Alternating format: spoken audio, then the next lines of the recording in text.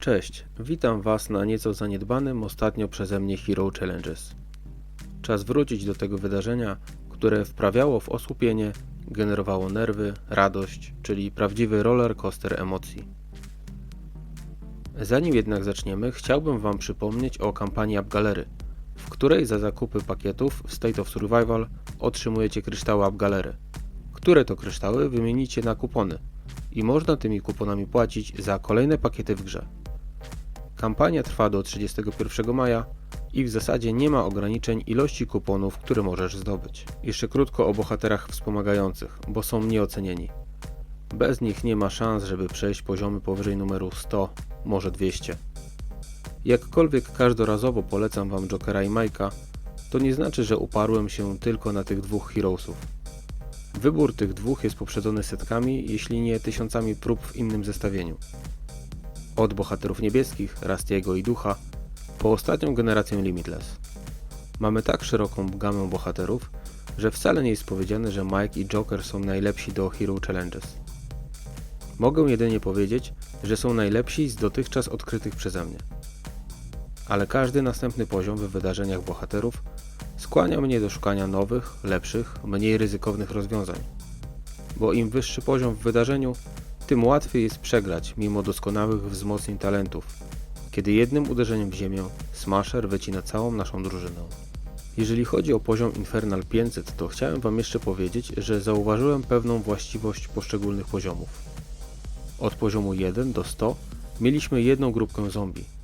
Od 100 do 450 jest kolejna grupa zombie, zmienia się plansza, na której gramy i poziom trudności. Od poziomu 500 do 600 mamy kolejną zmianę, ale jest ona drobna. Prawdziwy przeskok mamy na poziomie 700 i potrafi on wprawić nas w szok. Zmianą kolorów, siły zombie, szybkości czy pojawiania się poszczególnych grup lub bossów. Jednym słowem, co jakiś czas mamy przeskok i na nowo trzeba zaadaptować się do warunków, które dyktuje nam gra. Tak jak wspomniałem, zaniedbałem nieco Hero Challenges, więc zaczynamy serię wideoporadników od poziomu 500. Nie nagrałem wszystkich prób, bo nie byłem przekonany, czy mi się uda, ale kolejne wideo przedstawia poziom 600 i 900, gdzie sami zauważycie, jak zmienia się plansza, liczba i moc zombie. Oczywiście wpływ na pokonanie poszczególnych poziomów Hero Challenges ma moc Twoich bohaterów i strategia. Choć są i tacy, którzy twierdzą, że wyłącznie strategia i można być w ścisłym top tego wydarzenia, mówimy tutaj o miejscach 1-3, bez wydawania pieniędzy na pakiety.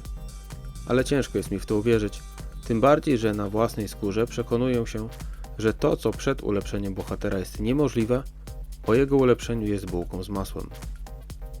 Ale jest jeszcze coś, co sprawia, że dany poziom przechodzi się łatwiej lub nie przechodzi się go wcale. To rzeczy, które zbieramy po drodze, które wypadają z poszczególnych zombiaków.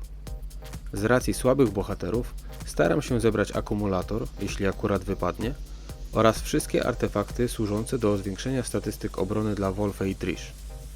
Oraz kask motocyklowy, bo zwiększa statystyki obronne wszystkich bohaterów. Dla graczy typu free to play czy low spender to jedne z największych dobrodziejstw, jakie można spotkać po drodze. Jak już pewnie zauważyliście, druga część wydarzenia jest trudniejsza i czasami trzeba rozgrywać ją z prędkością razy 1. Wymaga więcej skupienia i przeliczania dosłownie każdej sekundy gry, w nadziei na odnowienie się umiejętności specjalnych lub wzrostu energii dla naszych bohaterów. Wróćmy jeszcze do kwestii wzmocnień talentów. Jeśli tylko dysponujecie wystarczającą ilością czasu, żeby mieć możliwość zrezygnować z próby Hero Challenges po przejściu pierwszego etapu, jeśli nie dostaniecie wzmocnienia akumulatora, to serdecznie polecam ten sposób. Niestety bez dostatecznej ilości energii nie jesteśmy w stanie powstrzymać nadchodzących fal zarażonych. A to może się skończyć tylko w jeden sposób. Dodatkowo, jeśli pozwolimy zakażonym typu Bone Armor przedostać się w okolice naszych heroesów, przy czym główna fala będzie dopiero pojawiać się po drugiej stronie planszy, to można powiedzieć, że zostaliśmy pokonani, ponieważ bardzo ciężko jest wyjść z takiej sytuacji. Trzeba krok po kroku oddalać Bone Armors od naszych bohaterów za pomocą umiejętności Wolfa, pozytywki Jokera i granatu hukowego Mike'a. Dodatkowo trzeba to perfekcyjnie zgrać w czasie, więc jeśli miałbym coś doradzić, to na pewno kontynuację próby, kiedy posiadamy wzmocnienie talentu akumulator. oraz uważajcie na zasięgi pozytywki Jokera i prędkość poruszania się Bone Armor. Byłbym zapomniał o dwóch ważnych sprawach. Po pierwsze, zakażony o imieniu Plujec. Trzeba pamiętać, że jeżeli uruchomi on swoją umiejętność plucia kwasem na odległość, to nawet pozytywka Jokera nie jest w stanie skasować tego ruchu. Może to zrobić jedynie granat ogłuszający Majka. Jest to o tyle ważne, że wielokrotnie już traciłem Wolfę przez to niedopatrzenie. Dlatego postanowiłem zaznaczyć tę sytuację, byście nie popełniali tego błędu. Plujec atakuje najbliższy cel, więc wystarczy podejść Wolfę w inne miejsce, do czasu wyschnięcia kwasu i będzie bezpieczne. Druga ważna sprawa, a raczej prośba, to zostaw po sobie znak, like, komentarz, cokolwiek. To zawsze sygnał dla mnie, że jest ktoś, kto korzysta z treści, które tworzę. I ten wideoporadnik przyda się w Waszych zmaganiach w wyzwaniach bohaterów. Na dziś to tyle. Mam nadzieję, że chociaż trochę pomogłem. Jak zwykle, słyszymy się niebawem. Do zobaczenia. Cześć.